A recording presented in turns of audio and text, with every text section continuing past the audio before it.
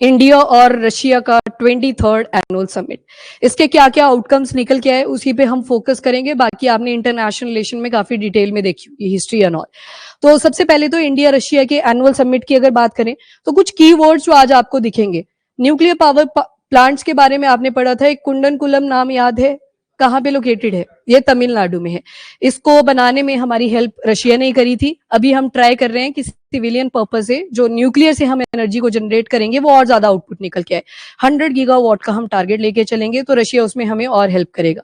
इसके अलावा जो कीवर्ड आएगा, international north south transport corridor, sanction की वजह से बड़ा ज्यादा डिस्टर्ब रहा, ईरान में डिस्टर्बेंस आई, डिस्टर्ब रहा। अब दोबारा से बात करी जा रही है कि इसको एटलीस्ट हम रिवाइव करके रखें। इसके अलावा चेन्नई से लेके व्लादिवोस्तोक, ये क्या है?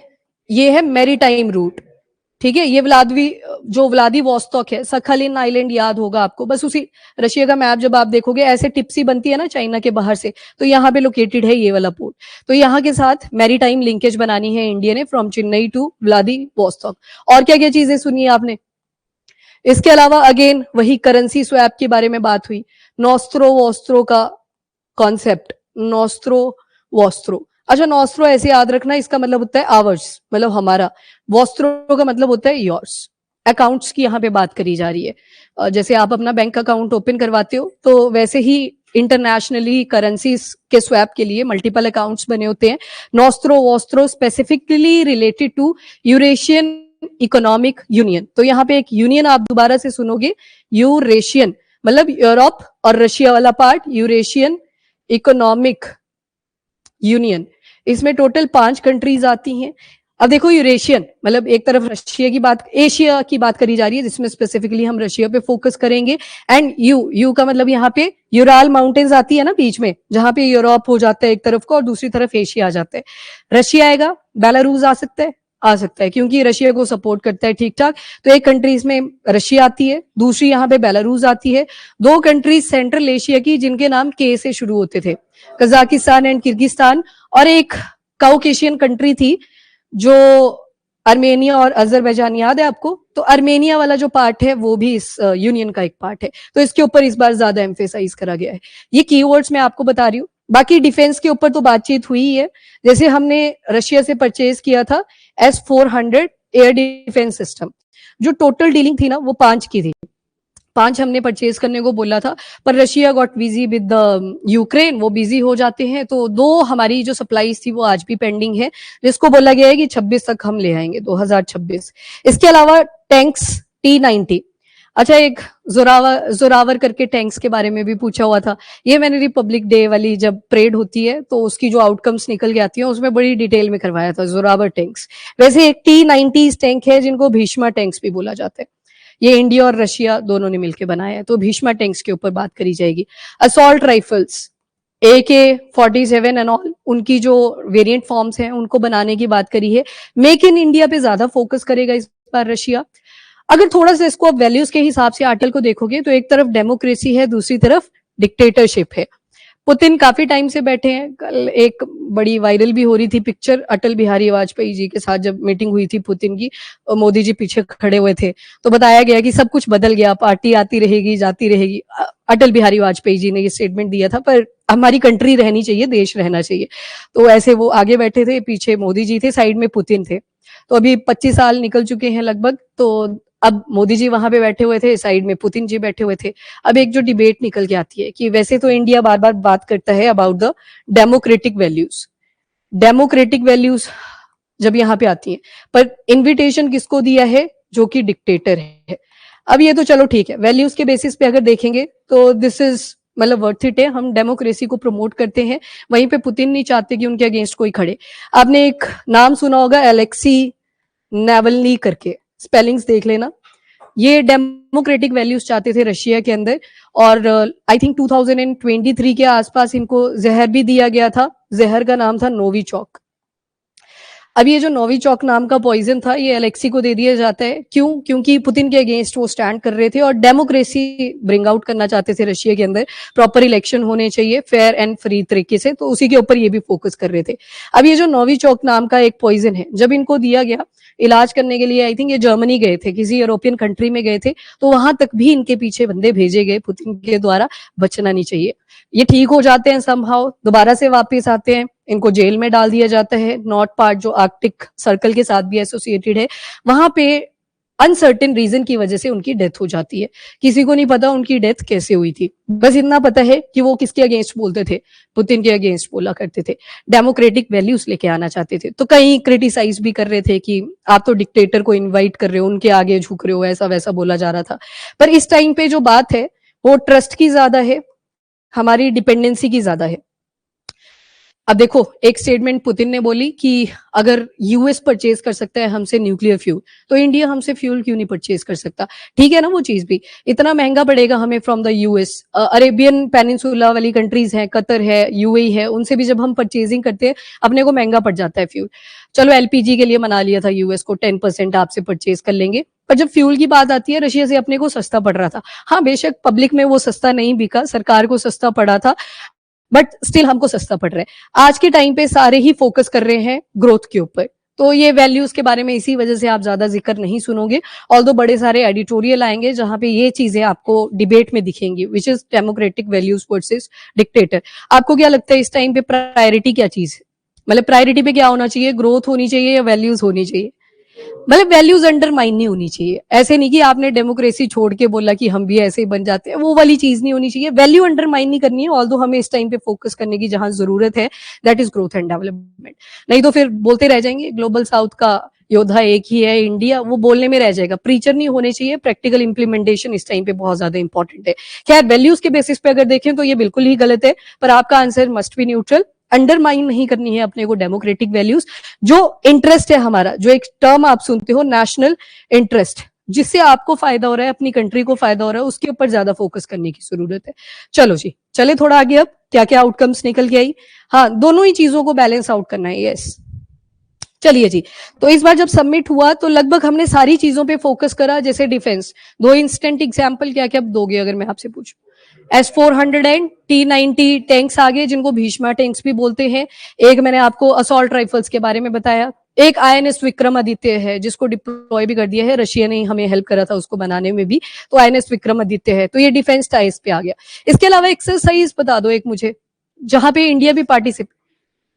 नो, पैसिफिक रीच, जपद, जपद, ठीक है। तो डिफेंस से रिलेटेड काफी सारी चीजें आपको ध्यान में रखनी है। S-400 आ गया, शॉर्टकट में बनाते चलना है इन नोट्स को। T-90s आ गए, INS विक्रमादित्य आ गया, ठीक है। चलो उसके अलावा नेक्स्ट मैंने क्या बोला, एक असॉल्ट राइफल्स के बारे में बोला था, AK-47 and all. Make in India पे ज्यादा फोकस करा जाएगा। इंडिया को कैपेसिटी बिल्डिंग करेगा रशिया कि कैसे कैसे ये वेपन्स बनेंगे, स्पेयर पार्ट्स कैसे बनाने हैं। अगर कोई मेनली रशिया में ही बनेगा तो स्पेयर पार्ट्स कैसे बनते हैं, वो उसकी कैपेसिटी बिल्डिंग भी रशिया इंडिया के लिए करेगा। ट्रेड की अगर बारे में बात करें, फ्री ट्रेड एग्रीमेंट की नेगोशिएशन हो चुकी है विद रिस्पेक्ट टू, जो मैंने आपको अभी एक यूनियन बताया, कौन से वाला, यूरेशियन इकोनॉमिक यूनियन। कौन कौन सी कंट्रीज आई? रशिया, बेलारूस, दो तो के से ही थी, किर्गिस्तान, कजाकिस्तान एंड आर्मेनिया। बस ये 5 कंट्रीज याद रखना, इंपॉर्टेंट है, इस यूनियन के बारे में बात करी गई। Trade, economy. अब देखो इकोनॉमी की अगर बात करें ना, तो जो हमारे बायलेटरल रिलेशंस है ट्रेड के बेसिस पे या पैसों के बेसिस पे उसको देखें, तो लगभग 68 बिलियन US डॉलर्स का हम इंपोर्ट एक्सपोर्ट करते हैं। पर ध्यान रखना, इसमें से सिर्फ 10 बिलियन का एक्सपोर्ट ही इंडिया टुवर्ड रशिया करता है। इम्बैलेंस बहुत ज्यादा आपको मिलेगा। रशिया हमें ज्यादा चीजें बेचता है। बेचता क्या क्या है तो आपको पता है, फ्यूल हो गया, गैसेस होगी, तो इनके ऊपर हमारी डिपेंडेंसी रशिया के ऊपर काफी ज्यादा है। फ्यूल सस्ते दाम पे बेशक बिकता होगा, पर बाकी चीजों को अब उसके अलावा ऐसे जो आपके स्टोन्स होते हैं वो भी हम परचेज करते हैं फ्रॉम स्टोन्स। यहाँ पे वो मेटालिक स्टोन्स आ गए, जो जेम स्टोन्स होती हैं, वो भी हम रशिया से परचेज करते हैं। महंगी चीजें ज्यादा परचेज करते हैं फ्रॉम रशिया। एंड इंडिया क्या क्या बेचता है वहां पे, तो फार्मास्यूटिकल वाली चीजें ज्यादा बेचता है, खाने पीने की चीजें भेज देता है, फूड एंड ऑल, ये सारी चीजें, मतलब सस्ती चीजें हम ज्यादा बेचते हैं। तो ये जो गैप आता है 68 में से, मतलब 58 बिलियन US डॉलर का तो ऐसे मिलेगा आपको जो हमें रशिया बेच जा रहा है। मतलब हमारा फिस्कल डेफिसिट आएगा। हम घाटे में हैं, वो फायदे में है। रशिया वालों को अगर देखें, इसको टारगेट करा है कि इस ट्रेड को हम लेके जाएंगे 100 बिलियन यूएस डॉलर तक। पर ये भी बोला गया है कि ये जो इम्बैलेंस आ रखा है यहाँ पे, इसके ऊपर भी एक बार इंडिया चेक कर ले। काफी ज्यादा इम्बैलेंस है, ऐसे ना हो कि 90 बिलियन यूएस डॉलर का दोबारा से हम परचेज ही कर रहे हैं फ्रॉम रशिया एंड बेच दोबारा से 10 बिलियन यूएस डॉलर का ही रहे हैं, तो फिस्कल डेफिसिट में है। इसके अलावा कल्चर की अगर बात करें, बड़े सारे इंडियन फिल्म फेस्टिवल रशिया में सेलिब्रेट करे जाते हैं, रशियन सिटीज के अंदर। रशियन सिटीज, डिफेंस में ये भी याद कर लेना, जपद आ गई। जपद एक 40 कंट्रीज इसमें इन्वॉल्व थी, इंडिया ने भी पार्टिसिपेट किया था, रशिया ही इस बार वेन्यू था, बेलारूस ने भी पार्टिसिपेट किया था। एक और एक्सरसाइज है जिसका नाम है इंदिरा। इंदिरा, ये देखो, इंडिया एंड रशिया, इन दोनों की आर्म फोर्सेस की ये एक एक्सरसाइज है जो कंडक्ट करी जाती है। ओके, इसके बाद हेल्थ केयर सेक्टर में अगर देखें तो मैंने आपको बता दिया, फार्मास्यूटिकल्स आगे, फार्मास्यूटिकल्स। एजुकेशन अगर देखें तो हर साल लगभग 20,000 बच्चे आज भी रशिया में पढ़ने के लिए जाते हैं। यहाँ पे एक डिस्क्रिपेंसी निकल के आएगी माइग्रेशन को लेके। अब माइग्रेशन, आपको मैंने केसेस भी बताए थे एक टाइम पे कि कईयों को जॉब का लालच दे के बुला तो लिया जा रहा है वहां पे, बाद में आर्मी में डिप्लॉय कर दे रहे हैं कि लड़ो अगेंस्ट यूक्रेन। तो ऐसे कुछ नेगेटिव नोशन पे भी चीजें देखने को मिली। तो ये बोला गया जो माइग्रेशन के इश्यूज हैं, ये फेक चीजें नहीं होनी चाहिए, ये इंश्योर करे रशिया टू इंडिया। तो माइग्रेशन को लेके यहाँ पे बात करी गई। इसके अलावा long standing India Russia strategic partnership, ये तो रहेगी रहेगी, डिफेंस के पर्पज से भी आ जाएगी। कनेक्टिविटी, ट्रेड में ही ऐड कर लेना कनेक्टिविटी का एक पॉइंट। आईएनएसटीसी आ गया। देन दूसरा कौन सा बताया, चेन्नई व्लादिवोस्तोक मैरीटाइम रूट। एक और है नद्रन सी रूट। नद्रन सी रूट रशिया एक्टिवली चाहता है कि ये जो ग्लोब है हमारी, इसका ये जो आर्कटिक सर्कल है, कई बार ट्रंप सटक जाता है कि मैंने ये भी परचेज कर लेना है, यहाँ पे ये भी परचेज कर लेना है, अब पिघल ही रहा है तो मैं किश्तियां यहाँ से निकालूंगा। तो नेविगेशन के ऊपर फोकस कर रहे हैं। रशिया ने बोला हम आर्कटिक सर्कल को नेविगेट करेंगे, पर यहाँ पे हम चाहते हैं इंडिया को कि वो ऑब्जर्वर स्टेटस का रोल प्ले करे। मतलब देखता रहे कि रशियन क्या क्या एक्टिविटीज कर रहे हैं आर्कटिक सर्कल में। कल को कोई ऐसी बात उठ जाती है जो रशिया के अगेंस्ट फेक ही फैलाई हो, तो बोलने वाला तो हो कोई सपोर्ट में, तो उसमें इंडिया ऑब्जर्वर स्टेटस की तरह एक्ट करेगा। नद्रन सी रूट NSR, ये आर्कटिक सर्कल को लेके बात करी गई है। ठीक है जी, ये कनेक्टिविटी में याद रखना। उसके अलावा कुछ इंपॉर्टेंट बॉडीज जैसे UNSC, United nation security council, क्या इसका रशिया मेंबर है? यस, उसके पास परमानेंट मेंबरशिप है।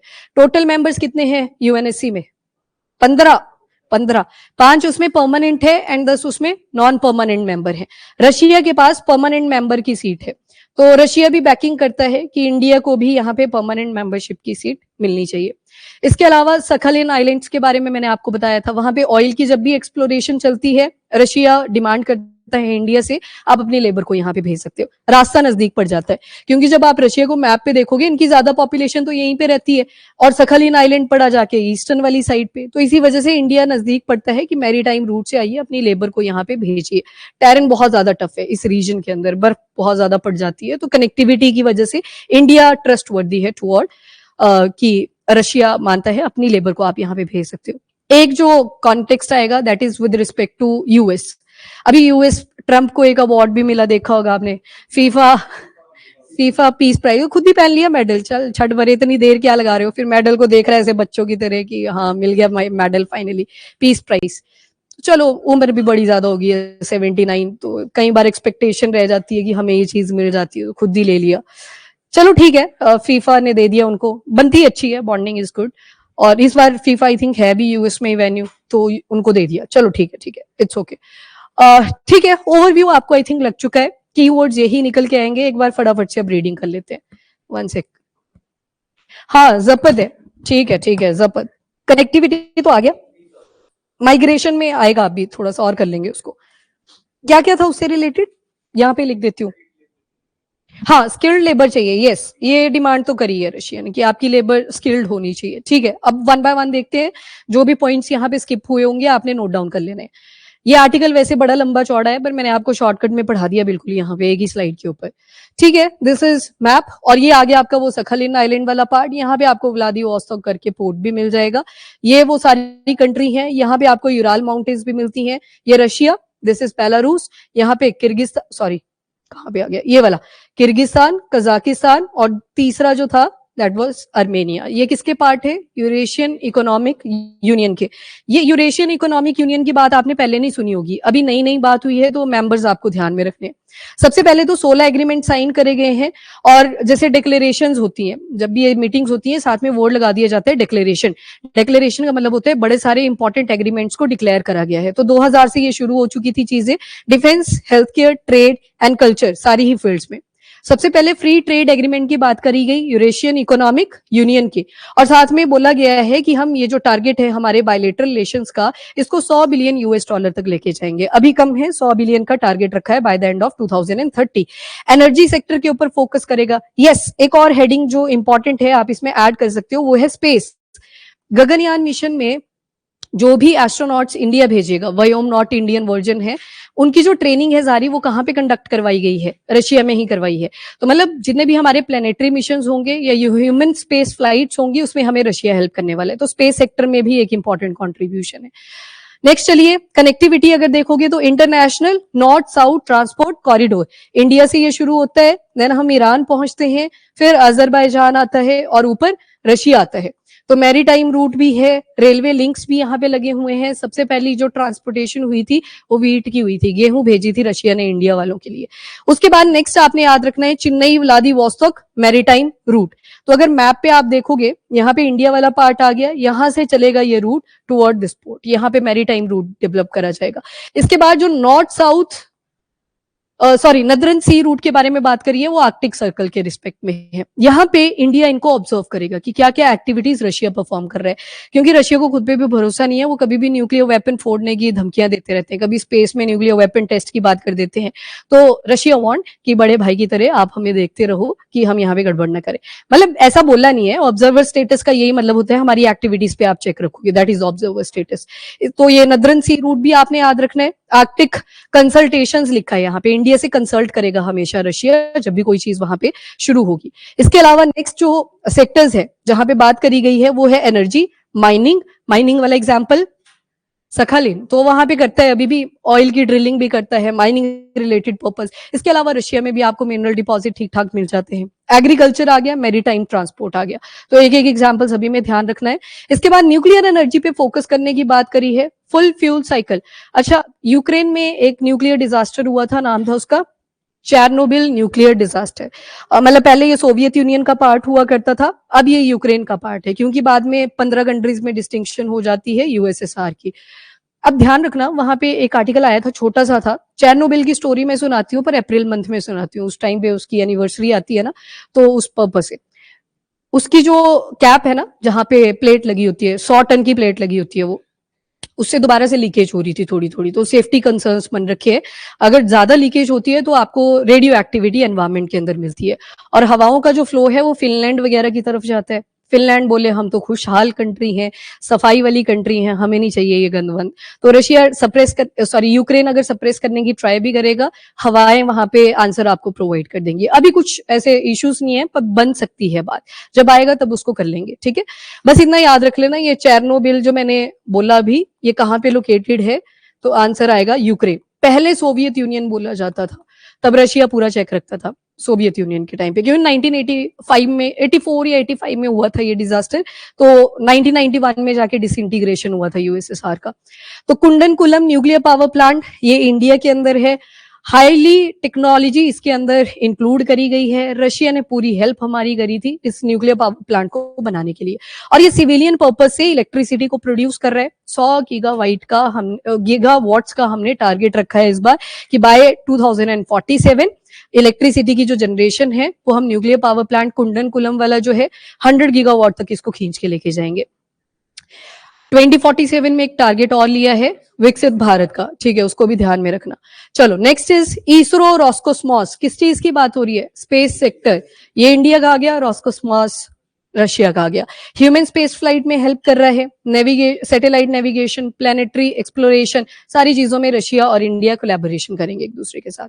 इसके बाद एक इंपॉर्टेंट जो आपने चीज याद रखनी है वो है joint research and development programs. जैसे मैंने आपको बताया, बड़े सारे वेपन्स होंगे, बड़े सारे एयर डिफेंस सिस्टम्स होंगे, जिसमें रशिया कैपेसिटी बिल्डिंग करेगा इंडिया की, तो उस फील्ड में भी इंपॉर्टेंट हेल्प रहेगी। Plus India Russia inter governmental commission किसके ऊपर बनाया गया है? Military and military technical cooperation. Example T-90 tanks आ गए, भीष्मा टैंक्स भी जिनको बोल दिया, इंडियन वर्जन आ गया भीष्मा।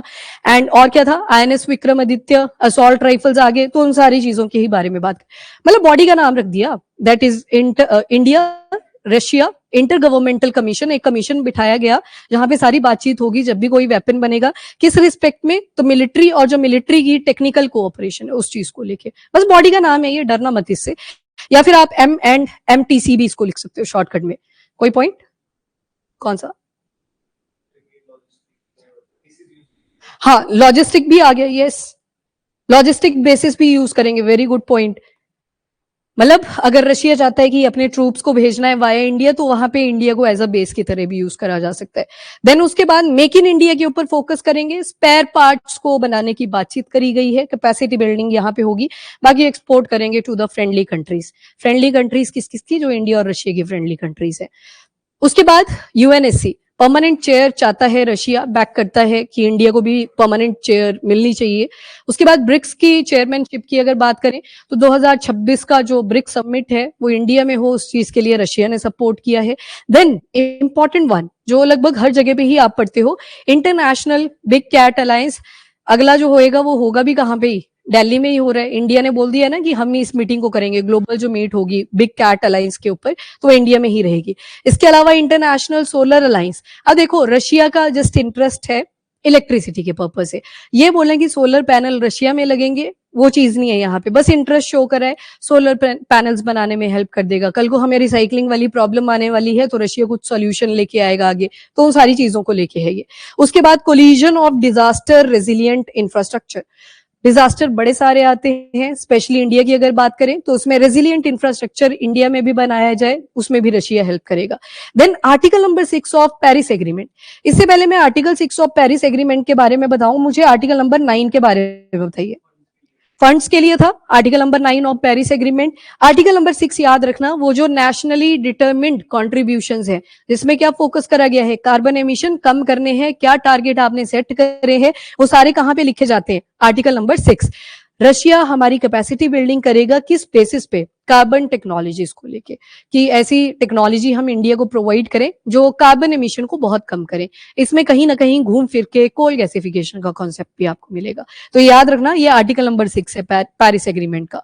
देन कमिटमेंट दी है काउंटर टेररिज्म को लेके, कि हम दोनों ही कंट्रीज कंडेम करती हैं किसी भी टाइप का टेररिज्म। जैसे नंबर 1 पहलगाम अटैक आ जाता है 2025 का, जो इंडिया में हुआ था, और वैसे ही एक मतलब आर्म्ड असाइलेंट थे जिन्होंने अटैक करा था मॉस्को के अंदर। Moscow is capital of Russia, वहां पे ही एक सिटी है छोटी सी क्रोकस, यहाँ पे कोई कॉन्सर्ट या इवेंट चल रहा था, तो कोई घुस गए थे वहां पे। मतलब इंसेंडियरी ये ब्लास्ट होते हैं एक तरह के, बॉटल के अंदर एक्सप्लोजिव डिवाइस डाला जाता है, ऐसे बॉटल होती है, इसके अंदर एक्सप्लोजिव डिवाइस डाले होते हैं, इसको ना फिर ऐसे फेंक दिया जाता है ऊपर की तरफ, जहां पे भी विंडो ओपन होती है वो अंदर जाता है, लाइट एमिट करता हुआ जाता है। इसी वजह से इनको इंसेंडियरी टाइप ऑफ ब्लास्ट भी बोल देते हैं, एक्सप्लोजिव भी बोल देते हैं। बॉटल्स का यूज करके अटैक करा था, बड़े सारे लोगों की वहां भी डेथ हो गई थी। तो दोनों ही कंट्रीज बोल रही हैं हम टेररिज्म को कंडेम करते हैं। इसके बाद comprehensive convention on international terrorism, मतलब एक कॉम्प्रिहेंसिव प्लानिंग लेके आएंगे, और साथ में यूनाइटेड नेशन का जो फ्रेमवर्क है टेररिज्म को लेके, उसको भी बोला गया है कि उसको भी हम प्रायोरिटाइज करेंगे। Then next is economic cooperation, $68.7 billion. अब अभी 24 और 25 का डाटा देखोगे, ये डाटा निकल के आता है। टारगेट कितने का किया? $100 बिलियन का। पर अभी इसमें बहुत ज्यादा इम्बैलेंस है, हम सिर्फ 10 बिलियन का ही एक्सपोर्ट करते हैं। इंडिया फिस्कल डेफिसिट में आएगा, घाटे में आपको दिखेगा। बेचते कम है, खरीदते बहुत ज्यादा है फ्रॉम रशिया। डिपेंडेंसी अगर देखोगे तो इंडिया क्या क्या एक्सपोर्ट करते हैं ऑन एन एवरेज? फार्मास्यूटिकल आगे, वो सारी जगह पे हम लगभग एक्सपोर्ट करते हैं। केमिकल्स आगे, आयरन एंड स्टील आ गया, मरीन प्रोडक्ट्स आ गई, तो ये सारी चीजें हम रशिया को बेचते हैं। ये थोड़ी सी चीजें हैं, इनको ध्यान में रखना। एंड परचेजिंग किन किन चीजों की करते हैं? ऑयल आ गया, पेट्रोलियम आ गया, गैसेज आ गई, सनफ्लावर ऑयल आ गया, फर्टिलाइजर्स, ये वेरी इंपॉर्टेंट, यूएस से भी खरीदते हैं, फ्रॉम रशिया से भी खरीदते हैं। कोकिंग कोल, हाँ जी क्या था कोकिंग कोल? यूज होता है, कैसे बना था? पहले कोल को ही सॉफ्ट करा जाता है, मेल्ट करा जाता है, दोबारा से हार्डन करा जाता है, मतलब आपने उसमें वैल्यू एडिशन करी। उसके अलावा प्रीशियस स्टोन्स और मेटल्स भी हम परचेज करते हैं फ्रॉम रशिया। पर ये इम्बैलेंस याद रखना, 100 बिलियन यूएस डॉलर का ठीक है, लेके जा सकते हैं, पर ये इम्बैलेंस भी कंपनसेट करना पड़ेगा, हमेशा फिस्कल डेफिसिट में आप नहीं रह सकते। इसके अलावा एक और कमीशन है, inter governmental commission on trade, economic, scientific, technological and cultural cooperation. नाम बेशक थोड़ा सा बड़ा सा है, पर नाम से ही पता लग रहा है किन किन चीजों के ऊपर फोकस करा, जो भी आप पीछे पढ़ते आ रहे हो उन चीजों पे। प्लस 2+2 डायलॉग, 2+2 डायलॉग का मतलब होता है डिफेंस और यस एक्सटर्नल अफेयर मिनिस्टर। यहाँ पे 2+2 डायलॉग जो होते हैं, इंडिया, दूसरी तरफ रशिया है, इंडिया के भी डिफेंस मिनिस्टर और साथ में एक्सटर्नल अफेयर मिनिस्टर आगे आएंगे, और रशिया के भी डिफेंस मिनिस्टर और एक्सटर्नल अफेयर मिनिस्टर आगे आएंगे। हरियाणा के पेपर में पूछा था ये क्वेश्चन कि जो 2+2 डायलॉग होता है, इसमें कौन कौन से मिनिस्टर्स इन्वॉल्व होते हैं। कॉम्बो बनाया हुआ था proper, PM and home minister, PM and external affair minister, एक लिखा था डिफेंस मिनिस्टर एंड कौन से एक्सटर्नल अफेयर मिनिस्टर। तो इसको याद रखना, यहाँ पे दो होते हैं, external affair minister plus defence minister. उसके बाद G20, ब्रिक्स और SCO, यहाँ पे दो मल्टीलेटरल ग्रुपिंग्स हैं जिनमें दोनों ही कंट्रीज एक्टिवली रोल प्ले करी। आई थिंक G20 से रिलेटेड भी आ गया था एक क्वेश्चन कि किसकी वजह से इसकी फॉर्मेशन हुई थी। ठीक है, चलो आपने पिछले साल भी किया था ये, वैसे अभी करना था। वैसे क्यों हुआ था? हाँ, तो बिल्कुल ठीक थी, उसी के बाद ही करी थी इसकी फॉर्मेशन। चलो ठीक है। अच्छा, एक क्वेश्चन यहाँ पे मेरे को ना एकदम से भूल जा रही हैं आज चीजें, तो चलो बाद में डिस्कस करेंगे। मतलब क्वेश्चन याद आ रहे हैं, जैसे SDG नंबर 11 से रिलेटेड एक सवाल आया था आपके पेपर में, ऊपर की स्टेटमेंट कुछ और थी, बस लिंक करना था। यस, यूनेस्को के जो कोझिकोडे यूनेस्को के कौन सी साइट में इंक्लूडेड है? लिटरेचर में है, क्राफ्ट्स में है? लिटरेचर, पहली स्टेटमेंट ये थी। अब उसमें उसका पर्पस पूछा था कि सस्टेनेबल डेवलपमेंट गोल के साथ ये कैसे एसोसिएटेड है।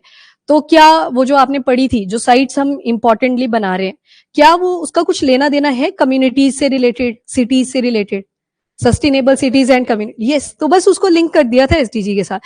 मैंने बोला था 30 तक आपको एसडीजी रटे होने चाहिए, वो आएंगे पेपर में, डायरेक्ट आएंगे, इनडायरेक्ट आएंगे, वहां पे मतलब बड़ा अच्छा कनेक्शन बनाया उसका। ऊपर लिटरेचर के साथ कोझिकोडे लिख दिया, सिटीज की बात हुई, सस्टेनेबल सिटीज की बात हुई, साथ में कम्युनिटी ड्रिवन प्रोग्राम है, आगे लिख दिया कि ये एसडीजी नंबर 11 को इंश्योर करता है। तो दोनों ही ठीक थी वो फिर।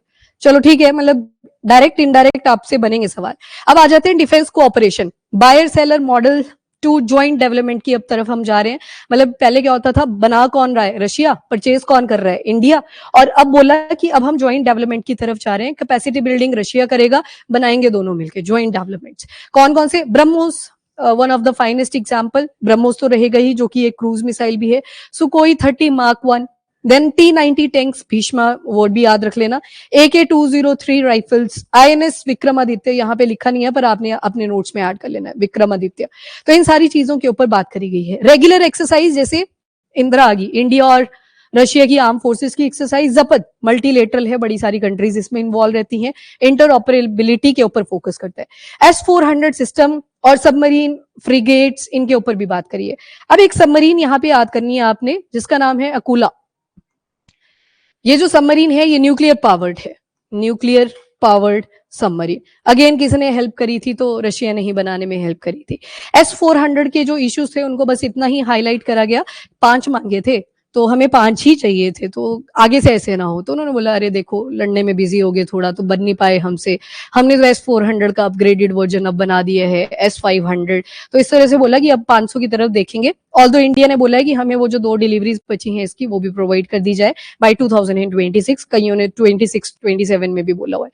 इसके बाद गगनयान, ये मैंने आपको बता दिया, स्पेस सेक्टर के अंदर आ जाएगा। यहाँ पे ट्रेनिंग का जो काम है वो रशिया ने करा है टू इंडिया, मतलब जो एस्ट्रोनॉट इंडिया के जाएंगे गगनयान मिशन के अंदर, उसको लेके। कुंडनकुलम न्यूक्लियर पावर प्लांट चेन्नई में लोकेटेड है, 100 गीगावाट का टारगेट ही याद रखना है, सिविलियन पर्पस से एनर्जी की जनरेशन करी जाएगी। और ये जो मैप से वैसे इनोवेशन को लेके ये 2021 से साइन अप होते आ रहे हैं, आज भी साइन अप हो रहे हैं।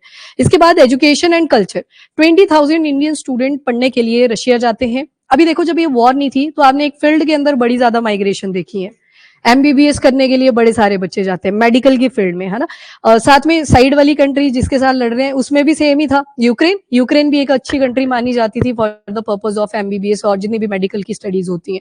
फिर उसके बाद जो अगली ऑप्शंस आती हैं वो पोलैंड वगैरह आती हैं, कहीं ना कहीं बॉर्डर के साथ एसोसिएटेड है, कभी नाटो आर्टिकल 4 वहां पे इम्पोज कर देता है, तो दिक्कतें बड़ी ज्यादा है। तो कहीं ना कहीं वो माइग्रेशन भी रुकी है, बच्चे ऑल्टरनेटिव देखने की ट्राई कर रहे थे। आपके आसपास भी अगर बच्चे होंगे जिनका इंटरेस्ट था, सस्ते में हो जाती है, इंडिया में डोनेशन ही बहुत ज्यादा लग जाते हैं, तो इंडिया में नहीं हो पाती प्राइवेट।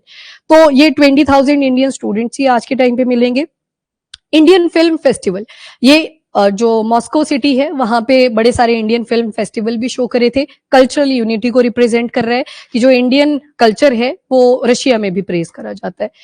ठीक है जी, तो ये भी याद रखना। एंड नेक्स्ट इज कहां कहां पे चैलेंजेस आ रहे हैं। नंबर 1 चैलेंज बहुत बार बोल दिया, S-400 को लेके था, सारी डिलीवरी नहीं हो पाई थी क्योंकि वॉर यहाँ पे शुरू हो जाता है। ट्रेड स्ट्रक्चर अगर देखोगे तो 68.7 बिलियन, थोड़ा ये वेरी कर जाता है, कहीं पे कुछ लिख दिया होता है, कहीं पे कुछ, आपने 68.7 बिलियन यूएस डॉलर याद रखना है। काफी ज्यादा इंबैलेंस मिलेगा, इंडिया डेफिसिट में है, सिर्फ 10 बिलियन के आसपास ही हम इनको एक्सपोर्ट कर पाते, 10 भी नहीं है, ये देखो अंडर 5 बिलियन ही है, बहुत कम है जो कि। तो ये जो ट्रेड स्ट्रक्चर है अनसस्टेनेबल माना जाता है अगर इसको इकोनॉमिक्स की टर्म में देखें। देन न्यूट्रल स्टांस यहाँ पे बीजिंग को लेके, चाइना जब प्रॉब्लम्स क्रिएट करता है टुवर्ड इंडिया, अभी वो पासपोर्ट वाला इशू हुआ था एक लड़की के साथ, अरुणाचल प्रदेश से जा रही थी टुवर्ड जापान, बीच में फ्लाइट नहीं, शायद जापान से अरुणाचल प्रदेश आ रही थी वो, एंड बीच में बीजिंग में रुकती है फ्लाइट, तो उसके पासपोर्ट पे लिखा था अरुणाचल प्रदेश और रेजिडेंट ऑफ इंडिया, तो वो बोलते हैं कि अरुणाचल प्रदेश तो चाइना का पार्ट है, पता नहीं कितने घंटे वहां पे उनको रुकना पड़ा फिर उसके बाद। तो ये इशू है, इसके ऊपर रशिया ने थोड़ा न्यूट्रलिटी ही दिखाई है। रीजन बिहाइंड, रशिया और चाइना भाई भाई दोनों की अच्छी बॉन्डिंग है आपस में, उनको भी पता है कल को प्रॉब्लम आएगी तो चाइना रशिया एक हो जाएंगे, तो इस करके इन्होंने न्यूट्रल स्टांस शायद इंडिया के लिए सही नहीं है, पर बोल नहीं सकते, ये तो राइटर का मानना है। इंडिया ने भी तो रिलेशन ठीक करने की ट्राई करी है अलॉन्ग विद चाइना। इसके अलावा फ्रॉडुलेंट जॉब ऑफर्स, जो लड़कों को बुलाया जाता है कि आपको जॉब प्रोवाइड करी जाएगी और वहां पे जाके फिर वो ट्रूप्स में उनको डिप्लॉय कर देते हैं, ट्रूप्स डिप्लॉयमेंट्स। तो इसकी वजह से भी इंडिया में बहुत ज्यादा आउटरीच था। जो उनकी फैमिलीज थी लड़कों की, उन्होंने भी बोला था कि आप बात करें, आपके तो अच्छे दोस्त हैं, कि ऐसे ले जाते हैं बच्चों को यहाँ से जॉब के नाम के ऊपर और बाद में ट्रूप्स की फॉर्म में, कईयों की डेथ भी हो गई है। तो ये सारे इश्यूज थे जिसकी वजह से एंगर भी दिखा। अब मेजर क्या लिए जा सकते हैं, जो प्रॉब्लम आ रखी थी पीछे वही सारे मेजर्स हैं। नंबर 1 मेक इन इंडिया, आत्मनिर्भरता, इसके ऊपर ज्यादा फोकस करने की जरूरत है। देन ये जो बना है India Russia inter governmental commission military and military technical cooperation, इसको बोला गया है कि जो स्पेयर सपोर्ट दिया जाएगा इसको और ज्यादा एक्सपांड करने की जरूरत है। ऐसे नहीं छोटे मोटे वेपन्स के ऊपर ही कैपेसिटी बिल्डिंग हो। इसके बाद इंप्रूव मार्केट एक्सेस, मतलब इस बार ये जो नया कॉन्सेप्ट आया है यूरोपियन इकोनॉमिक यूनियन, इसमें 5 कंट्रीज इन्वॉल्व हैं, उसको और ज्यादा एक्सपांड करने को बोला है, मार्केट यहीं तक लाए ना करे। और एफटीए जो फ्री ट्रेड एग्रीमेंट को लेके नेगोशिएशन हो रही है कि इन कंट्रीज में एफटीए हम इंपोज करेंगे, वो थोड़ी और एक्सपेडाइट करने की जरूरत है। मार्केट ठीक ठाक है इन एरियाज में भी, इंडिया एक्सपोर्ट कर सकता है। फार्मास्यूटिकल, आईटी, इंजीनियरिंग और export through trade promotion council of Indian mission, इन सारी चीजों के ऊपर फोकस करने को बोला है। इसके हेल्प से मतलब बेटर इंडिया के लिए फायदा हो सकता है अगर हम एक्सपोर्ट ज्यादा कर पाते हैं। रशिया को तो नहीं कर पाएंगे क्योंकि ऑयल परचेजिंग ही कुछ ऐसी चीज की है जो आप जितना मर्जी बेच लो वो कहीं ना कहीं फायदे में ही रहने वाले। एंड उसके अलावा क्वाड, यूरोप, सेंट्रल एशिया, देखो जब सेंट्रल एशिया की बात हो रही है इनडायरेक्टली कौन सा रूट याद आ रहा है, INSTC, आपने देखा ना वहां पे ईरान था, तो ईरान इनडायरेक्टली सेंट्रल एशिया के साथ कनेक्ट कर देता है, तो वो कनेक्टिविटी की बात करी है। अब ये देखो यहाँ पे क्वाड, अभी कहीं ना कहीं इंडिया का क्वाड को लेके अगर एक्सपीरियंस देखें वो वीकन हुआ है, ट्रम्प भी ज्यादा इंटरेस्टेड नहीं है, मतलब क्वाड फिक्का ही पड़ गया है। स्क्वाड ज्यादा प्रोमिनेंट आपको मिल जाएगा, फिलीपींस इसमें आ जाता है इंडिया की जगह पे। एंड अगर यूरोप की बात करें तो यूरोपियन कंट्रीज की बहुत ज्यादा डिपेंडेंसी है रशिया के ऊपर। बोल तो देते हैं, वही प्रीचर है, ज्यादा बोलते हैं। गैसेस की जो सप्लाई है वो चल कहां से रही है, फ्रॉम रशिया, तभी तो यूक्रेन बॉम्ब लेता है, द्रुजवा पाइपलाइन पे फोड़ देता है लाके, कि तुम बोलते हो कि हमसे कुछ नहीं परचेज करना थ्रू आउट द वर्ल्ड और परचेजिंग हमसे ही कर रहे हो। तो यहाँ पे भी टाइज को स्ट्रेंथन करने की जरूरत है क्योंकि बड़ी बड़ी मार्केट्स आपको यहीं पे मिलेंगी। डेवलप ऑल्टरनेट पेमेंट रूट्स, जहां पे स्पेशल रुपी वॉस्त्रो अकाउंट्स के बारे में भी बात करा था। नॉस्त्रो वॉस्त्रो, देखो नॉस्त्रो वॉस्त्रो नाम से ही पता लग रहा है किसने ये कॉन्सेप्ट लाया होगा, रशिया ने। नॉस्त्रो का मतलब है आवर्स एंड वॉस्त्रो मतलब योर्स, आपका अकाउंट हमारी कंट्री के अंदर। एक और अकाउंट के बारे में यहाँ पे बात करी होगी which is escrow account. Escrow account कैसा होता है, इसमें थर्ड पार्टी आ जाती है जो 2 कंट्रीज की पेमेंट करवाती है, थर्ड पार्टी की इन्वॉल्वमेंट रहेगी 2 कंट्रीज के बीच में, इंपोर्ट एक्सपोर्ट का जो भी पैसा धेला लगा वो सारा यहाँ पे खर्च होता है, थर्ड पार्टी की इन्वॉल्वमेंट रहती है एस्क्रो अकाउंट के अंदर। यहाँ पे वो कंट्री फेवर होती है जिसके ऊपर कोई सैंक्शन ना लगा हो। और यहाँ पे जो दो ABCD कंट्रीज है वो ऐसी होनी चाहिए जिनके ऊपर शायद दूसरी डोमिनेटिंग कंट्री से सेपरेशन आ रही हो, नॉन सैंक्शनड होती है ये वाली। मतलब यहाँ पे जैसे रशिया आ गया, इधर इंडिया आ गया, तो एक तो सैंक्शनड है, इंडिया कौन सा कम है, हमारे ऊपर भी ठीक ठाक ही टैरिफ्स लग रखे हैं। चलिए जी नेक्स्ट, मदद पोर्टल। यस, ये पोर्टल मैंने आपको बताना था, मदद पोर्टल। ये जो मदद पोर्टल है ये माइग्रेंट की प्रोटेक्शन के लिए बनाया है कि अगर कोई भी आपको जॉब ऑफर आता है, आप इस मदद पोर्टल पे एक बार विजिट करें। माइग्रेशन जब आपको करनी है, आपको चीजें पता लग जाएंगी, क्लैरिटी मिल जाएगी कि अकाउंटेबल तरीके से आया, ट्रांसपेरेंट तरीके से आया, तो दिस इज रिलेटेड टू मदद पोर्टल। ई माइग्रेट सिस्टम बनाए गए हैं, ये गवर्नमेंट ने बनाए हैं ताकि जो माइग्रेशन है उनको ईजी किया जा सके। And counsellor dialogue platforms with Russia, counsellors की बात हुई है, वही एक एम्बेसी आपकी, दूसरी काउंसुलेट्स आ जाते हैं। एम्बेसी मतलब कैपिटल में, देन काउंसुलेट्स जो होंगे वो आपके इंपॉर्टेंट सिटीज के अंदर आ जाते हैं। मदद पोर्टल के साथ ना एक पोर्टल और नोट कर लो अपने पास, उम्मीद पोर्टल। उम्मीद पोर्टल, ये जो उम्मीद पोर्टल है ना, आपने वक्फ एक्ट के बारे में सुना होगा, वक्फ प्रॉपर्टीज होती हैं मुस्लिम कम्युनिटीज के अंदर, ये वक्फ जिसको बोलते हैं, बड़ा अजीब सा शब्द है थोड़ा, मतलब हाँ बस ठीक है, मतलब मैं लिख देती हूँ यहाँ पे, ये प्रॉपर्टीज आती हैं, इनकी जो अपडेशन है वो इस उम्मीद पोर्टल के अंदर करी जा रही है। अभी वेस्ट बंगाल को लेके भी आया था आर्टिकल कि उम्मीद पोर्टल के अंदर कुछ नहीं उन्होंने अपडेट करा हुआ है, अपडेट करने की जरूरत है, बड़ा इशू हुआ था, रिवीजन में चल रहे हैं, पीछे को आएगा ये बीच में, पूरा डिटेल में वहां पे दोबारा से करेंगे। बस अभी के लिए याद रख लो, ये वाले जो प्रॉपर्टीज हैं इनको उम्मीद पोर्टल के साथ याद रखना है। मदद पोर्टल ये बिल्कुल ही अलग है, ये माइग्रेशन से रिलेटेड है। ओके, हाँ जी ठीक, बिल्कुल ठीक। ठीक है जी, important points I think learn हो गया आपको, साथ के साथ 2-3 बार कर लिए हमने, सो इट्स कंप्लीट। ये वाला क्वेश्चन लिखना, पहला जो पार्ट है उसमें की आउटकम्स पूछी हैं आपसे, एंड जो दूसरा पार्ट है वहां पे चैलेंजेस, और साथ में ये जो इश्यूज हैं इनको एड्रेस कैसे किया जाए, मतलब मेजर्स पूछे गए हैं। 3 पार्ट्स बनेंगे टोटल, 250 वर्ड्स का है, लिखना इसको।